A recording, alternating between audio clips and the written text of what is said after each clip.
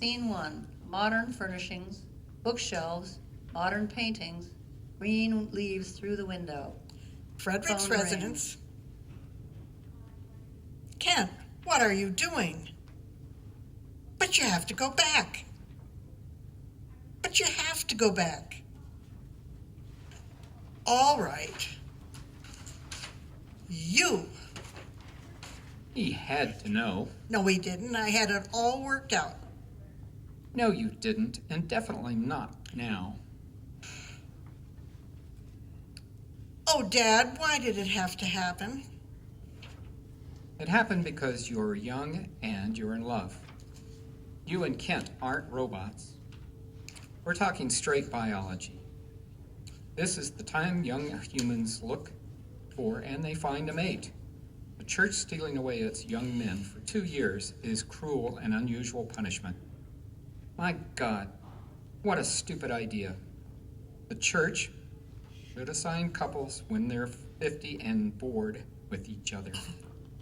I'm not bored, and to be honest, I'm glad it happened. But then I have to face the public, convinced that only stupid girls get caught. Hell with the public. If it means that much to you, you can move away. There are a lot of places that tolerate sex between lovers. Do you feel guilty? No, because at the moment it seemed like the right thing to do. Good. Because feelings of guilt can be very damaging. You did nothing wrong. Women are particularly vulnerable to guilt.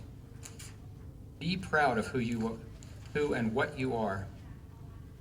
You're a very successful artist. My God, few people can say that. And you've been Kent's friend since kindergarten. I know, but Kent failed me. He didn't want to know I was pregnant. Oh, bullshit. He'd been brainwashed in the Mission Training Center. Suddenly, premarital sex was the worst thing imaginable. And the guys were continually interrogated, forcing a good number of them to lie, then end up buried in their guilt. That's the Kent Welling I saw leaving on his mission. And when he found out you were pregnant, he abandoned the bullshit and became a real person again. He called me from Holland 3 days ago, asking my advice on what he should do. He was thrilled about the baby. And becoming a father, that's the Kent Welling I've always known. Then you knew he was coming? He was desperate. I figured he'd do something. Why didn't he say something? He did, goddammit. There's a stack of unopened letters from Kent on the dining room table, and you never opened them. I can only guess what he had to say. He abandoned me 4 months ago. No, he didn't. You can't say that. You never answered his letters. You abandoned him. How can you say that? All right, I'll read the damn letters and cook some dinner. Kent arrives in about an hour, and you can pick him up. Don't you want No. Sounds of pans and water turned on, Anne preparing dinner.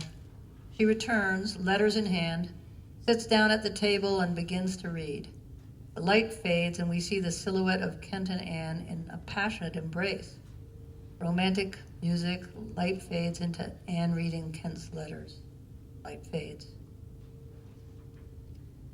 Kent and Ben appear. Anne stands up and drops the letters. Kent drops 2 bags, then runs to Anne and attempts to embrace her. Anne stands and stiffens. Kent pulls back. What's wrong? I don't know whether I can trust you. What? I just left Holland so I would be with you and the baby. No, you're using that as an excuse to get back in school. I honestly didn't think of that until I got on the plane. Really? I love you, and I want to be here for our baby. I wish I could believe that. So do I. Take your stuff upstairs to the guest room, and I'll get dinner ready. I thought maybe... I know what you're thinking, and I'm not ready yet. Kent grabs his luggage and heads for the stair. Ben enters just as the phone rings. He picks it up and listens.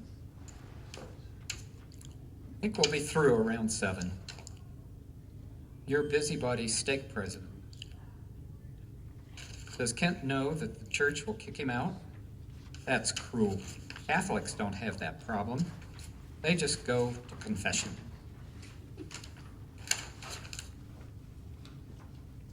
Does Kent know what he's in for?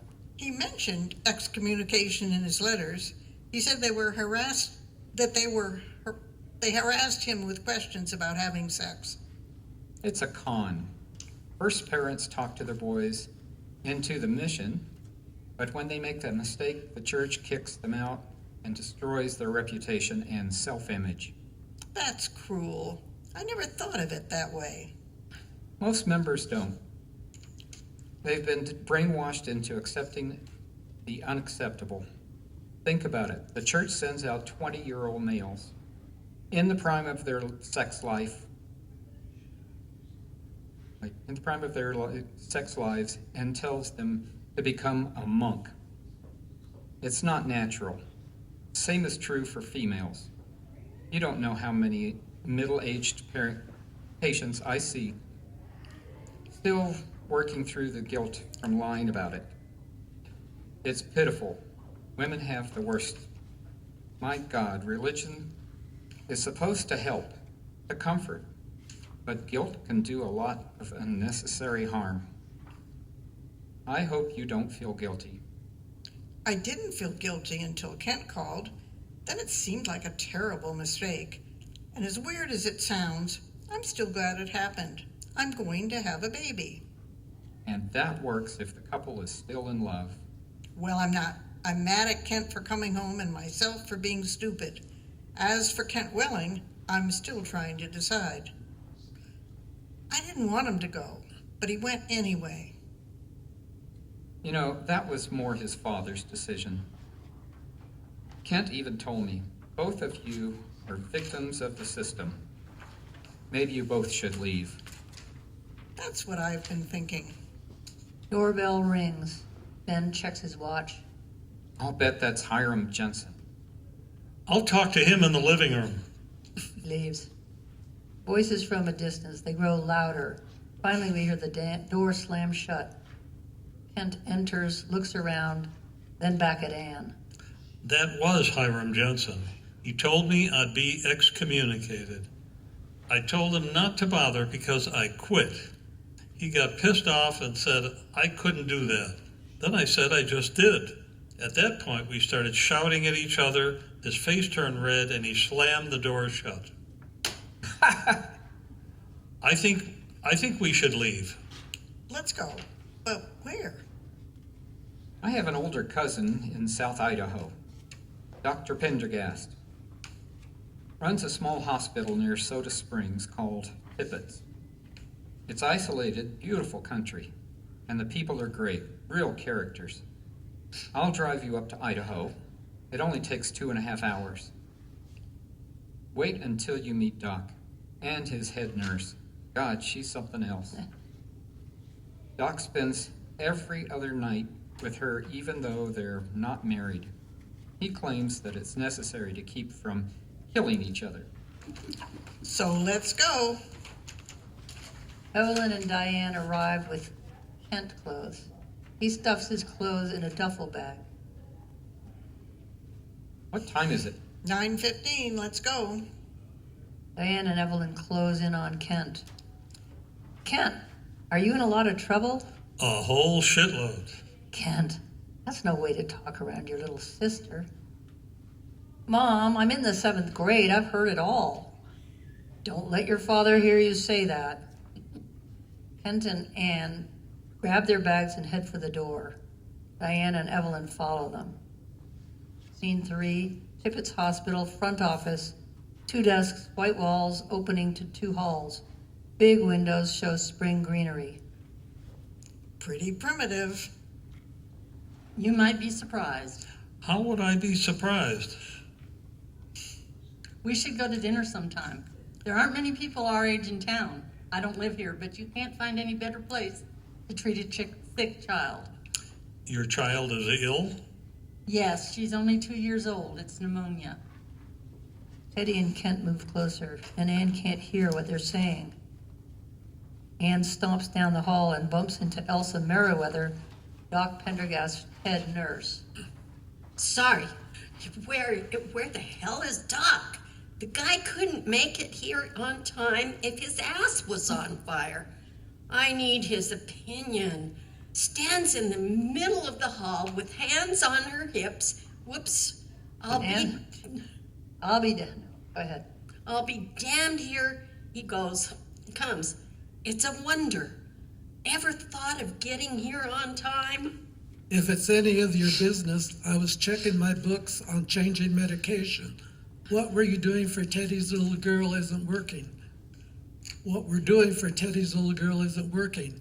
Why don't you just follow me? You might learn something. Elsa follows, looking over her shoulder. You're one real pain in the ass. Two disappear. Teddy and Kent find this very funny. Anne, still fuming, watches. Those two keep their distance so they don't kill each other. I thought they slept together. They do. The healing power of sex. Teddy winks at Kent. Anne grabs Kent's arm and pulls him aside. I had no idea you were such a flirt. Neither did I. So? It's what you guys do. It's what guys do when they're flipped off by the girl who should be his wife. That only changes for the better when the girl trusts the guy. Continues staring him down. Lights out. Lights on. Doc and Elsa wave goodbye to Teddy. Teddy's little squirt is going to make it. She looks so much better this morning. Her temperature is almost normal. I didn't need to do all that research. I hate taking care of little kids. It scares me. I remember when Teddy was a tiny little thing and we almost lost her. Hell, that's true of half the people in town. Elsa picks up a broom and starts sweeping. My God, what are you doing? It's either you or me. I've got. Everyone else is signed. Maybe I'll just complete my rounds. No need. I've already done that. You can't do that. I just did. And I'll continue doing it whenever you're late. Okay, you win. What do you mean, win? You made your point. You'd rather fight. No, I'd rather you just about anything other than get here on time. How the hell did we get here? The two back off, then look at Kent and Anne closely. What you've just observed is marital bliss 101, a lesson in what fools humans are. Stop fighting and step back and try to repeat the statements made, and you realize what dumb shits we are. You might not need sessions like this, but Elsa and I do to keep in practice. It's a substitute for making wild, passionate love. Wild, passionate love? What's that? A distant memory. I think you're trying to tell us something, but I'm not sure what. Don't take yourself too damn seriously. Your father told me you've been a pair since kindergarten. My God, you've got a lot invested, so don't blow it. I guess that's directed at me. No, both of you. Ted Aldridge, God love her, is on the make for a new husband. Don't let her slip in between you two. We know her, and she's a decent person, but she's not you, Anne. You're a pair, and I'm a nurse, and I can sniff a powerful connection. And I'm a doctor, and Elsa's right. You're like a lock and key. You need each other. God damn it, you just swiped my metaphor. What do you mean? I just reinforced it. Peace? Okay. Chapter 3, Doc's house. Kent is sitting at the kitchen table waiting for breakfast. The phone rings. Anne walks in with the phone and an attached wire. We've got to find a better place for the phone than in the bathroom. Doc Don't appears and waves her off. Don't answer it. It's probably Elsa. Hello? Jean Burroughs calling. I'd like to come by and interview the new folks in town. Would any time work? Perfect. See you soon. Was that a good idea? You can trust Jean. She just publishes the most boring monthly magazine imaginable. She doesn't want to hurt anyone. Kids' parties in particular. She's also repetitious. Too often she prints the same article over and over again. She just changes the names and party location. Does that work? So far, no complaints. Shall we get started? I hear you're careful about what you print. I am, but I just changed my mind. Would you consider taking over the Tippets Clarion in my absence? I have to go into the hospital in Logan for a hysterectomy. I already cleared it up with Doc and Elsa. And all Doc demands is that you're allowed to cook dinner every night. Great. And what am I supposed to do? Doc wants you at the hospital. There's plenty to do, and Doc says you're not the best handyman. That's the best news I've heard in a long time. So how do I get to the hospital? Doc, of course, until we get you a car, and that goes for Ann too. Elsa has a very dependable Model T that's been just sitting in her garage unused, and you can turn out the paper at the hospital that has all the printing equipment. The only person you have to work with is Elsa, who's in charge of everything at the hospital. I'd better finish a few jobs around here. I get more tired now, walking around with a balloon in my belly, but office work is perfect for me. I had a baby once, so I know what it's like.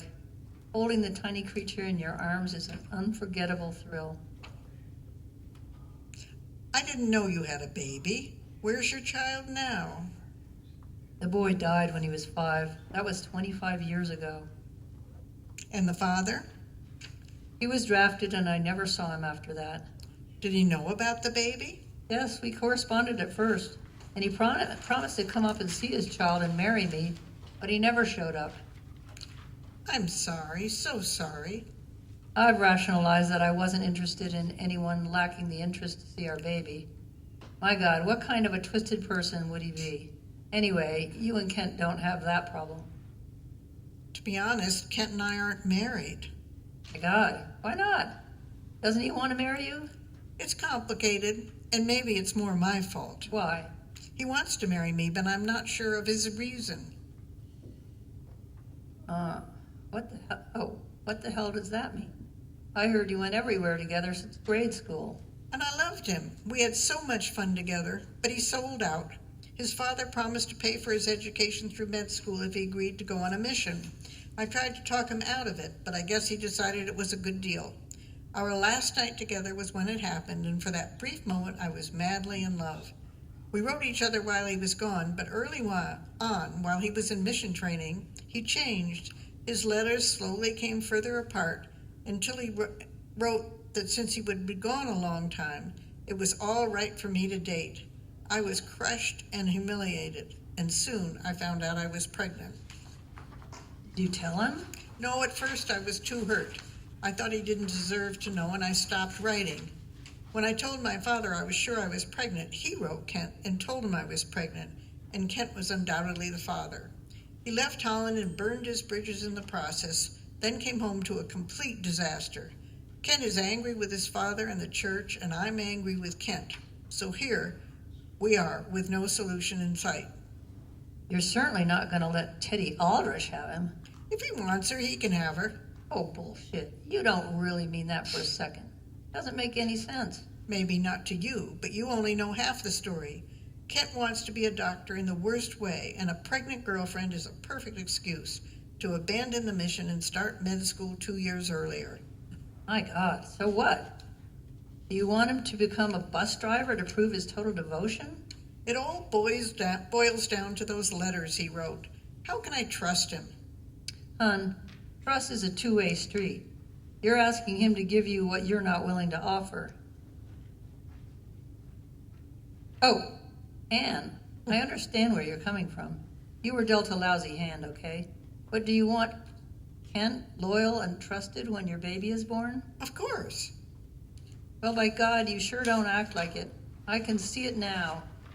Teddy's precious child spreading flowers as Kent and Teddy walk blissfully down the aisle. It's complicated. The solution is simple. Only Anne is complicated. I better go. I've got a lot of things to get ready before my operation Thursday. I'll do my best to get the paper out on time. Don't worry, it's been late before, and thanks for taking over. Chapter 4, Tippets Hospital.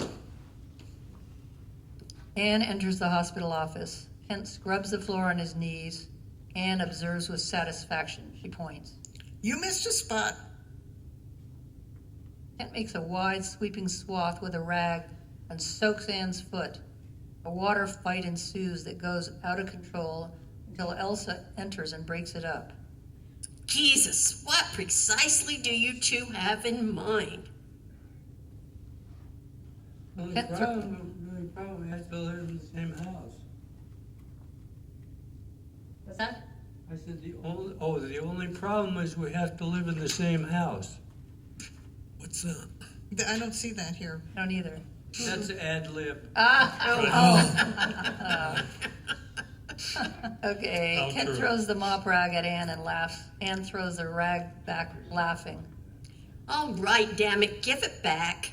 She snatches the rag from Anne. Now get back to work. She's smiling. The tension and anger between Kent and Anne seem to have passed, at least for the moment. Both even act a little embarrassed. Elsa walks off smiling and talking to herself. Kent grabs Anne and kisses her. The two lovers look at each other. What are we doing? Anne grabs Kent and kisses him for a longer time. We're kissing each other. I almost forgot how to do that. We've been fools. Another long embrace. Teddy enters, glares at the two lovers, and walks out. Ha ha ha. And Kent and Anne laugh. Elsa stops, looks, shakes her head, and walks off. Kent follows Elsa, goose-stepping off the stage. Anne is out of control with laughter. That ends the scene. New scene. Dark stage, floodlight lit. what are you doing here? Karen is asleep. Is it safe to leave her? No, but I needed a break. Maybe you better get back. I guess. Looks like you and Anne are doing okay. That's great. But I just wanted to say, if anything happens between you and Anne, I'm still here and very interested. Well, things are great for the moment. Maybe you better get back. I heard Karen cough. What in God's name do you think you're doing? Thumbs in Teddy's direction. That girl will get you in a whole shitload of trouble. Damn, what am I going to do with you? I didn't do anything. Lord, deliver me. Of course you didn't.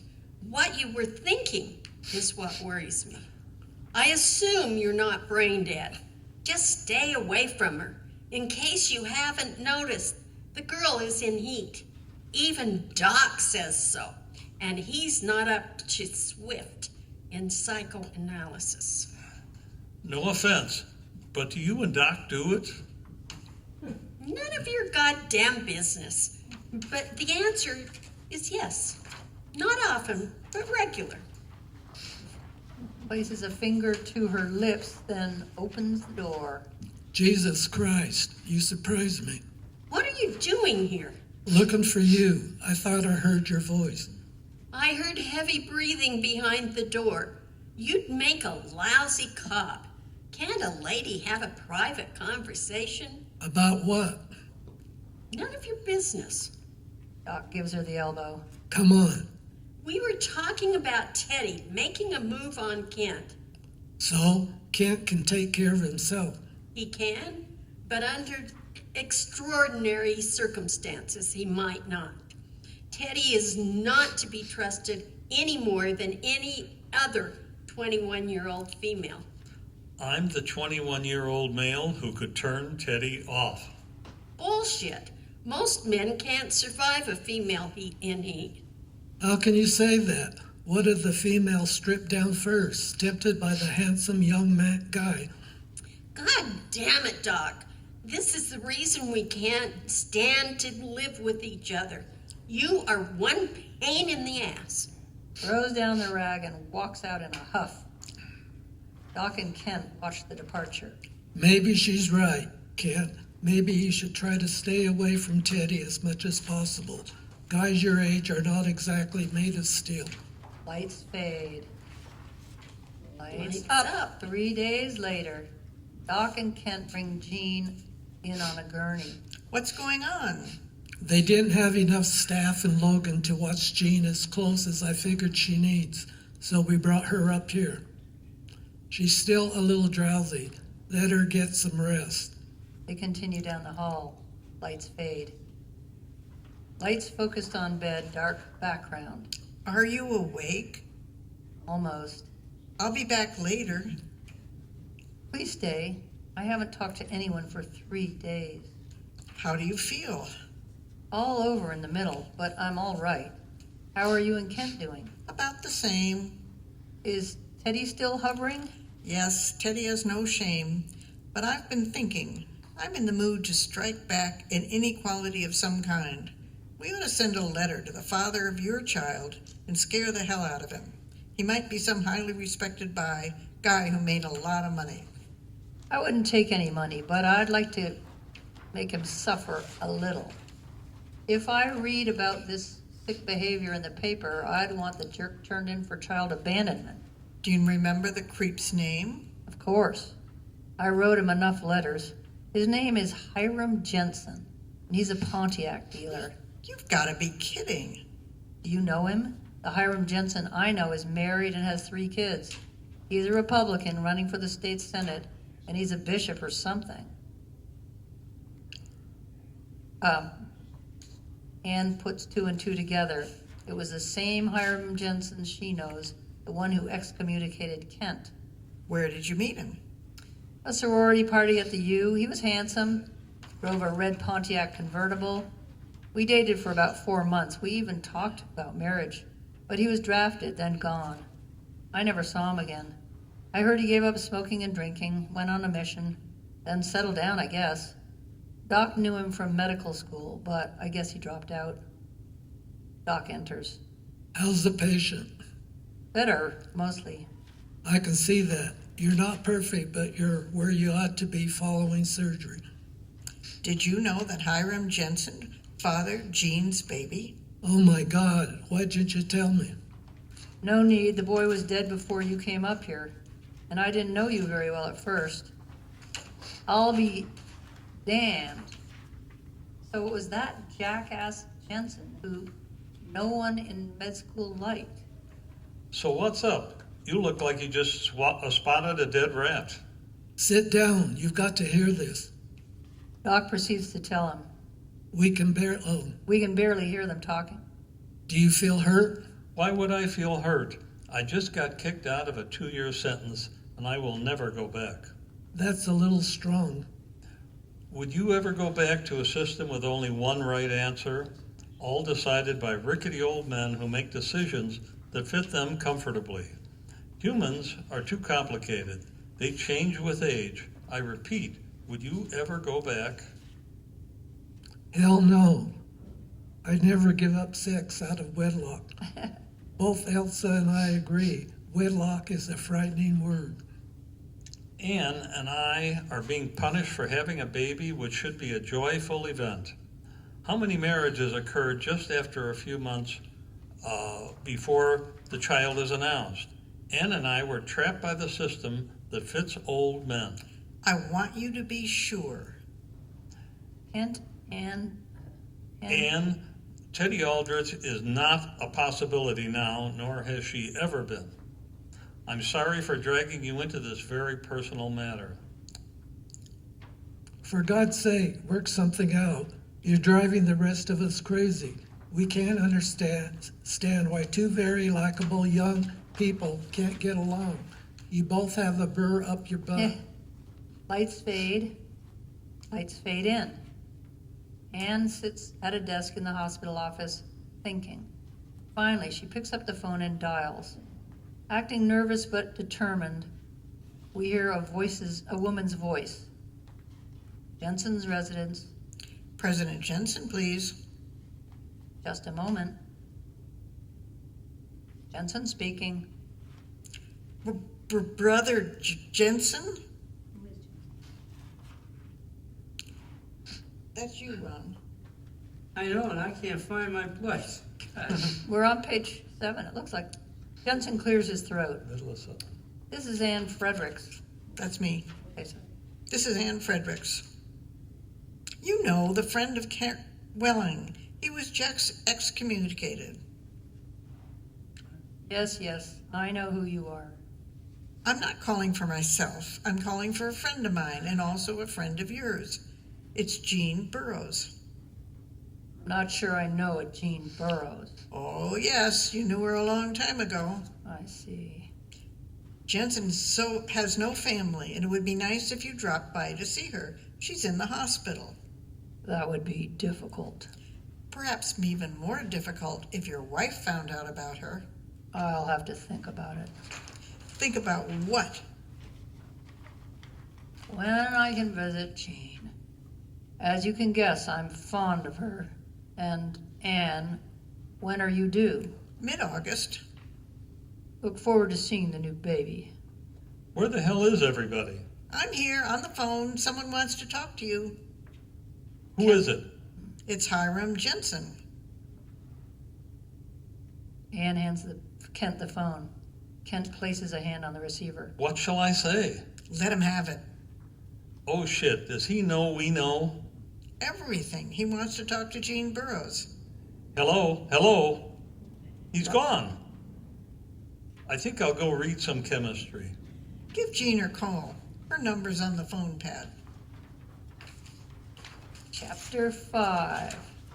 Anne is working on the paper in the hospital office.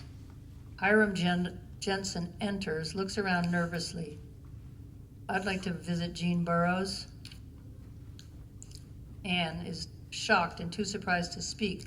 She looks at Hiram, who doesn't recognize her. He looks skinny and old in his polo shirt and acts very unsure of himself. Yes, of course. Room 110. But let me call her first to let her know you're coming.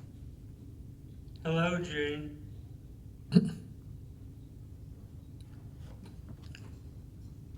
His voice is heard over the phone. Come in and close the door. Sit down. How are you feeling? I've seen better days. You've aged. So you. All I can say is I'm sorry. You're making this difficult for both of us. Oh, that's you. I would hope so. You lost your son, a son you never took time to visit.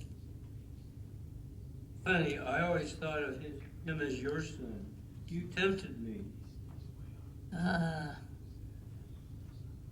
didn't you? I was 18 years old, for God's sake, and I loved you. You were the handsome, know-it-all man on campus. If tempting is saying no 1,000 times and the guy putting his hands all over me, then yes, I was a temptress. But you were the out-of-control horny male, the creep who couldn't take no for an answer. I still have pictures of us at a restaurant. You, the power-mad campus Republican, and me, the mousy Democrat. I've often dreamed of taking you to court. Don't do that. The lawyers are the only winners in a lawsuit. But the fallen woman can really screw up the guy's life. Don't do that. I'll give you a new Pontiac. A convertible. God, why would I need a convertible? I'm almost 50 years old. Anne is recording all this on tape. Kent enters. Where the hell is a lawnmower? Anne waves madly and points to the phone. Elsa enters. We rent Tom Barlow's goat, cuts and fertilizes at the same time. What's going on? Anne stops the recorder. Where the hell is Elsa? Hiram enters, nods, and storms out. Who the hell was that? My God, talk about pissed off. You really don't know what's going on, do you? If you'd only pay attention, that was the father of Jean Burroughs, kid, the guy who never showed up. Also the guy who X'd me from the church. He's a real piece of work. Perfect. We were all present to see Hiram Jensen storm out of here. Wait till you hear the tape. Well, with Jean's permission. I better go back and see how she's doing. Leaves. Everyone else, sit tight. Give her some time. Light fades, and light increases. Elsa and Anne now in Jean's room. Jean is wiping tears away. Anne hands Jean the tape. I got all of it until Kent blew our cover. Thanks, although I don't know what I'll use it for. You've got Hiram Jensen by the balls, so let him twist in the wind. That's a pretty graphic image. Anyone guilty of abandoning their child deserves it. So let's move on to another small town problem. Have you heard that Teddy Aldrich is pregnant? No, who told you? More than one source. That's what worries me. It could be Teddy just making up a story. And the father? I hope not Kent. But they've been seen together. But not that much. He claims she pushes and he backs off. I'll ask him. Be very careful of Teddy Aldrich, and in a way you can't blame her. A single mother with a 2-year-old doesn't have to play fair. Or at least she thinks so. If you and Kent were sleeping together, you could settle that. Not yet. I have to settle a few things first. And while you're settling things, your competition walks off with the prize. Maybe, but I want things to get back to the way we were. I never appreciated what we had. I took it for granted. Well, the view from here is you continue to treat him like a shit. And things are never going to get back as long as you keep that burr up your butt. I think my father would agree with you. He thinks Kent is perfect. But I'm not there yet. I keep waiting for that real Kent to appear. And Teddy's face keeps popping up. When they're together, she's all over him. For God's sake, take him to bed before Teddy does. The problem is I'm wearing this beach ball out front. I look like a clown. Teddy has a huge advantage. Oh, bullshit. You're carrying his baby. Nature is on your side. Don't blow it. Light fades slowly. Then light increases. Anne works at her desk at the hospital. Teddy appears. I just invited Kent to join me for lunch at the drive-in. Karen's a lot better now and I need a break. Want to join us? I can't. Deadline for the paper. I thought Kent and I were just going to grab a peanut butter sandwich, but it seems other arrangements are already in place. Jean rolls in a wheelchair. Are we ready for printing? Almost. I'll have it in another couple of hours. She says she's too busy to go to lunch with Kent and me. Thinks about it. Anne, we can't have that. You go to lunch with your friends and I'll take over the paper. Right. Teddy, her expression shows disappointment. Right. Pick you and Kent up in half an hour. Leaves. Jean and Anne laugh. Jean, she knows she's been one-upped. Her expression said it all. Elsa and I have decided Kent and Teddy should never be left alone. What's up? Lights go down with the three laughing. Lights fade in. Scene. Doc and Kent talking in the clinic. Elsa and my head nurse were the same way. I thought they would kill each other. Finally, I had to let my head nurse go.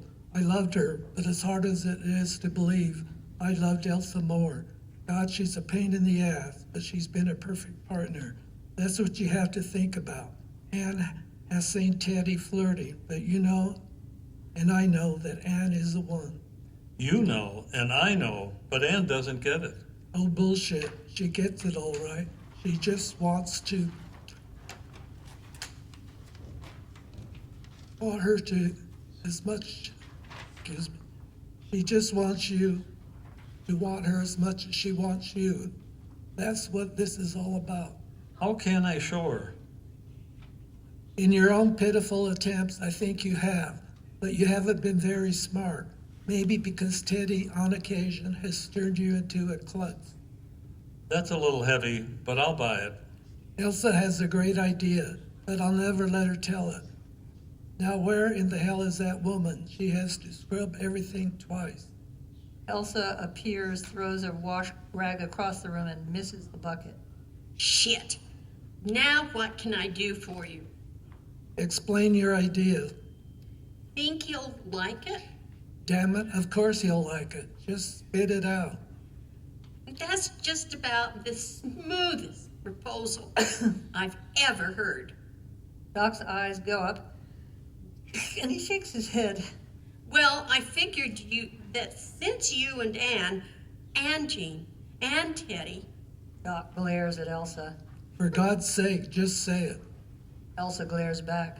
I think you and Anne should have a honeymoon before the baby comes, and you get married. I told Anne's father about it, and he's willing to pay the bill. See, that wasn't so hard.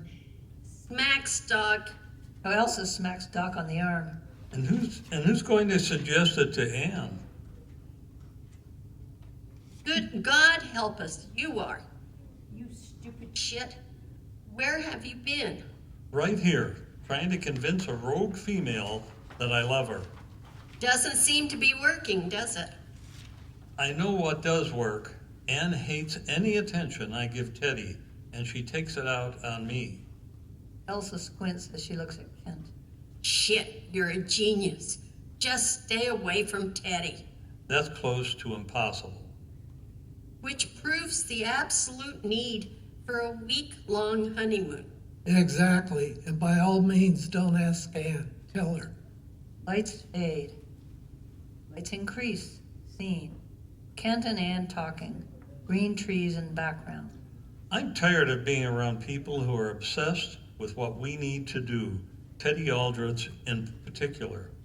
I'll go along with that. We need a honeymoon before we get married and have a baby. I'm not asking you, I'm telling you. All right, where? Tippets Meadow, at a hotel in the foothills. Your father recommended it.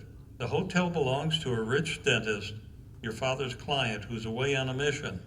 You know, we talked about it a long time ago. Fine, and when? 1 week, starting Saturday. Fine. It would mean moving in and sharing like a married couple. I go along with that. We'd share the same bed. And Why would you want to sleep with a pregnant woman? because it's the pregnant woman I have loved for so long, for as long as I can remember. Immediately they are in each other's arms, kissing passionately. Lights dim. Lights up, same location. Over a week later, Kent and Anne put down their luggage and look around. I can't honestly say it's great to be back. Oh boy, here she comes.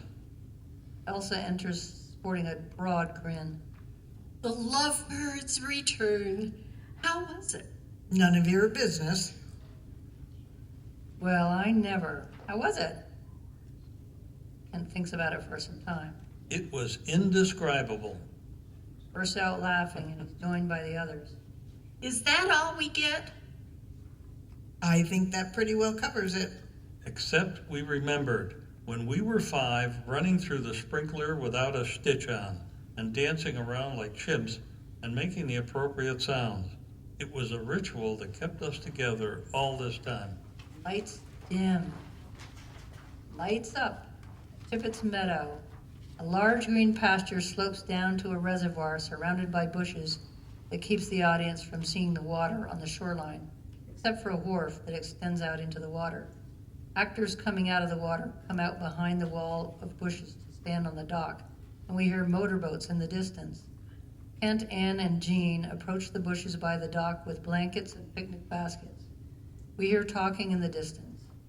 Blankets are placed on the ground, and the trio sit down to arrange the baskets. Kent wears a bathing suit, while Anne and Jean wear pedal pushers and a blouse. There's enough food here to feed an army. Jean lifts the lid on her basket. Well, there's that. Do you have this big crowd for the 24th every year? Yes, unless it rains. Too bad Doc and Elsa can't leave the hospital until this afternoon. Ann, is it okay to go water skiing? Sure, go ahead and be careful. Thanks. I'll die if I don't.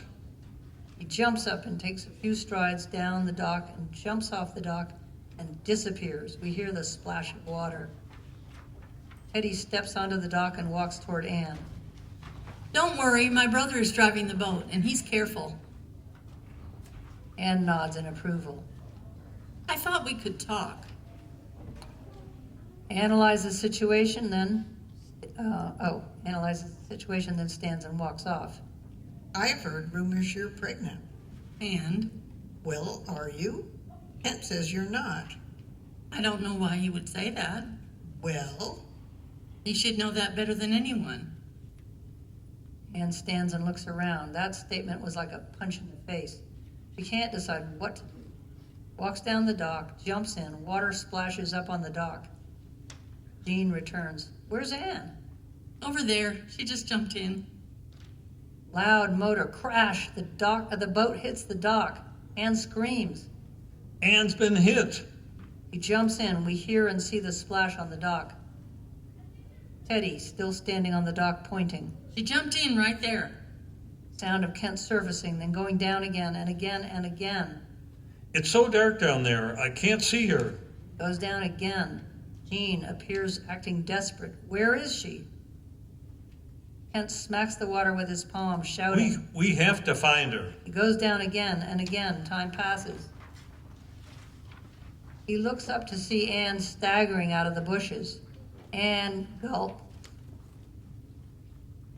Anne, I thought I lost you. Steps out on the dock, dripping water. Runs to Anne, also dripping water. They embrace and hold each other for a long time. Anne pulls back finally. what happened? Were you hit? I don't think I was hit. I just don't remember. It was all so confusing. You must have been knocked out. I just don't remember. Kent, you're freezing cold, and your lips are blue. You need to get under a blanket. Takes Kent's hand and leads him back to the picnic area. He lays down on the blanket and she lies next to him and pulls another blanket over them. Now face to face, Anne says, I love you. I love you too. I wondered about your intentions when you first returned, and I let the doubts build. It was my fault. I must have been awful. We had a great thing going until the mission blew everything apart. But we let the mission take over. You're still cold, and so am I. throws another blanket over them and they snuggle down. Lights dim very slowly. Lights increase. Same scene later in the day. Kent and Anne are still under the blanket. Doc and Elsa arrive. Doc. Doc, God, what's going on? Doc, my God, what's going on? It's the last on my page. oh, Anne throws off the blanket and Anne and Kent sit up. Let me explain. We heard all about it. You tried to drown yourself. Not exactly, but you wouldn't understand it if I tried to explain it. Try me. it's complicated. So, That's French for nobody's business. I guess that's right. But we've been watching this stupefying parade for two individuals who love each other, trying to destroy something that meant a lot to both of them. Elsa. And Teddy didn't help. It wasn't just Teddy. It was me, and I'm ashamed.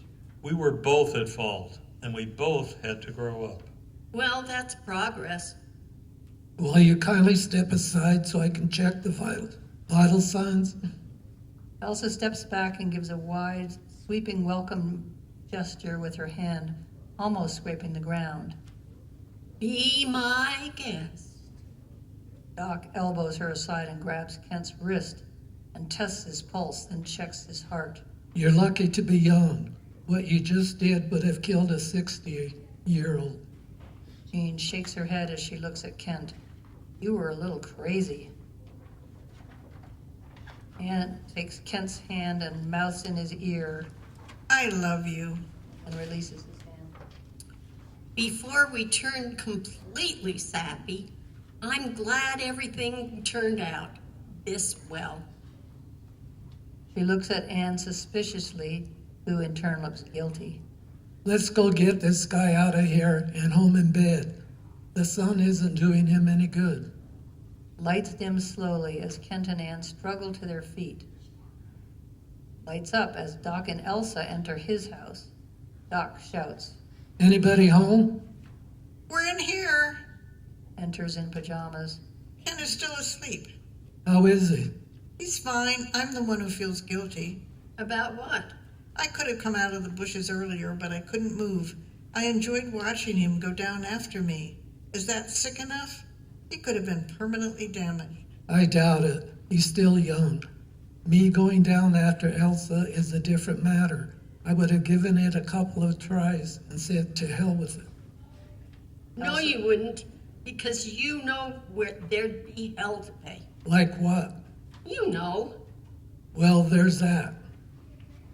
Cracks up laughing. Kent walks out wearing shorts and a t-shirt and mimics Doc. A fella can't get any sleep around here. How are you feeling? Like I need a shot of Doc's favorite medicine. We can take care of that. He walks off, then returns with a bottle of gin and 3 glasses. Hands everyone a glass except Anne. Sorry about this. Holds up the bottle. After the baby comes, pours a glass for the others, holds up his glass, prays the Lord and all his bounties, takes a sip and puts it down. That's my prayer for the day. I'll go along with that. I'm carrying more bounty than all the rest of you put together. She's right. Elsa and Anne. Oh, Elsa gets Anne a glass of water, and all 4 extend their glass. Lights fade slowly on the ritual. Lights brighten the following morning. Kent enters the living room in boxer shorts and a t-shirt. Anne, where are you? Anne bent over and seated in front of the window. Over here, I feel strange. I'm having contractions 6 minutes apart. They really hurt. Oh my God, this is it. Grabs a book from the bookcase and starts to read until a ringing telephone stops him. Grabs the phone. Where is he, goddammit? Doc's still asleep, but Anne's having contractions 6 minutes apart. Well, get her in here right away. It says in this book, Christ, I'm sure glad you have a book, because you'll have to use it right there on the kitchen table. what about Doc? Don't wait for him. Just get here as fast as you can. Got everything packed? Yes, it's there in the suitcase. Kent grabs her arm and suitcase and leaves. Lights up, operating room. Anne sits on the table with her back to the audience, legs spread apart. Elsa sits at the foot of the table. Kent stands at Anne's side holding her hand. Should I leave? No. That's an order. Kent kisses Anne's forehead. Lights fade out, then fade in, showing the passage of time. My God, here it comes. Lifts the baby, pats its tiny bottom. Baby starts to cry. Kent places the baby on Anne's stomach, then cuts the cord. Doc enters. God damn it, I missed the whole show. Checks out the newborn. He doesn't know any more about newborns than I do. Kent takes the baby in his arms and kisses his forehead. Elsa snatches the baby away and wraps it in a blanket, then places her in Anne's arms. All of this choreographed. Kent and Anne hold the baby and each other. Lights recede slowly. Lights increase. Elsa enters, her eyes go up, says nothing as she passes Anne and Teddy talking. Oh, Anne, your baby is perfect. With a bent nose? Oh, that will go away. You should have seen Karen. I have never liked perfection. Oh, Oh, bullshit. Except for Kent Welling. Did I hear my name? Voice from off stage. Enters with Doc. Baby starts to cry. Jesus. Turns and walks off stage. Did you see that? Doc can't stand crying babies. Seen too many, I guess. Everyone laughs and looks at Anne. Come on, we have fresh linen together. They leave with Anne carrying the baby. We need to talk. About what? Your little scheme. Something I need to know. Are you pregnant? Teddy Yeah. answers, What exactly did you have in mind? You were already pregnant, and your plan was to seduce me and blame me for the pregnancy. Maybe. You just confirmed it. That would have been criminal. Look, when you're 20 and single and have a child, you don't play by the rules, you play to win. So thank God the good guys won and not me. Except I wanted you. God, how I wanted you. Kent left standing, lights out. Do I have to wear a tie? For hell's sake, you don't even own one. Oh, I guess that's right. A tie can't turn you into a respectable doctor. Try your lab coat. Jesus, to perform a marriage? A white shirt will do. I can pick one up in Preston. What's up? Your mother wants Doc to wear a tie. Doc, hands raised in disbelief.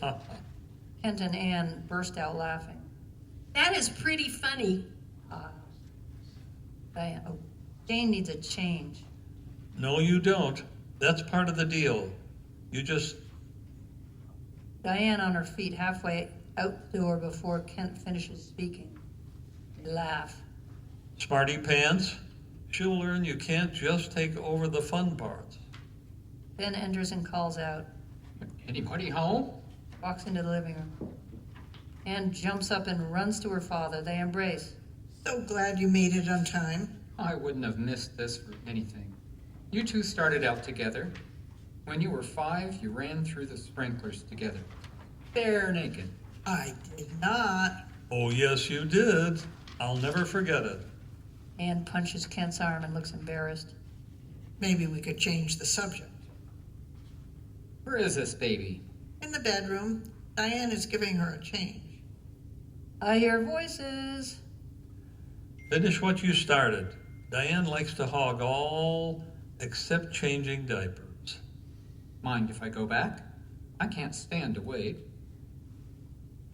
Anne takes Ben's hand. Come on, let's go back. Hear adults making funny noises to the baby. Doc enters. When do we leave for the wedding? Maybe I made a big mistake. Kent's old man called last night and Kent was already asleep. So right out of the blue, he started in on Kent and how disappointed he was in his son, which really pissed me off. Kent is one of the best young guys I've ever met, and his father's religious cronies had to had the audacity, to kick Kent out of the church. That's right. I never did like Hiram Jensen. The son of a bitch sired a kid and never dropped by to claim it. What kind of a guy would do that? Certainly not Kent Welling. As soon as he heard Anne was pregnant, he was on his way home and let the chips fall where they may. What do you think? Did I make a mistake?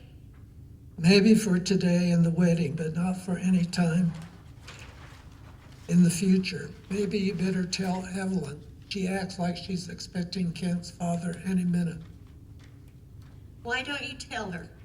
It would sound better coming from you. You can't dump the tough stuff on me. The baby crying is heard and grows louder. Doc covers his ears with his hands. Shit, I'm out of here. He leaves. Anne enters, soothing the crying baby, and Kent follows, carrying the baby's equipment.